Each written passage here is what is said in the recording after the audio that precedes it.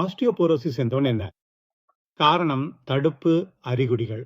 Osteoporosis என்பது ஒரு வகை நோய். இதில் எலும்புகள் உள்ளிருந்து பலவீனமாகவும் காலியாகவும் ஆகிவிடுகின்றன.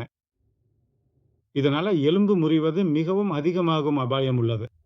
முக்கியமாக முதுகு, இடுப்பு மற்றும் மணிக்கட்டுல இது அதிகம் ஏற்படுது.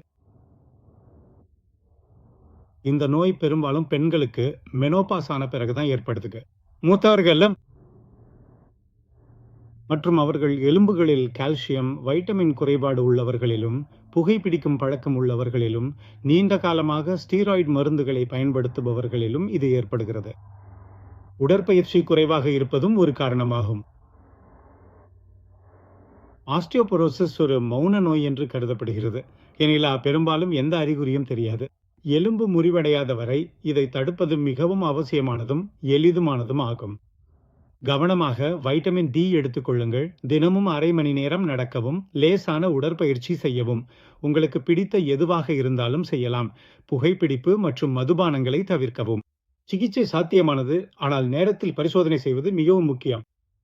50 வயதுக்கு பிறகு ஒவ்வொரு 12 ஆண்டுகளுக்கும் ஒரு முறை டெக்ஸா ஸ்கேன் செய்வது மிகவும் அவசியம். உங்கள் குடும்ப வரலாற்றில் அல்லது உங்கள் தாயார் மற்றும் சகோதரி ஆகியோருக்கு வெர்டிபிரல் முறிவு வரலாறு இருந்தால், தானாக ஏற்படும் வெர்டிபிரல் முறிவு போன்ற எந்த ஒரு சந்தர்ப்பத்திலும் கூட உங்களுக்கு விரைவில் ஸ்கேன் செய்வது அவசியமாகிறது. நீங்கள் நீண்ட காலம் பிரீடன் ஜோனில் இருந்தால் 50 வயது வரை காத்திருக்க வேண்டிய அவசியமில்லை. எந்த வயதிலும் நீங்கள் பிடி ஜோன்ல இருந்தால் ஒவ்வொரு 12 ஆண்டுகளுக்கும் ஒரு முறை டெக்ஸா ஸ்கேன் செய்வது அவசியம்.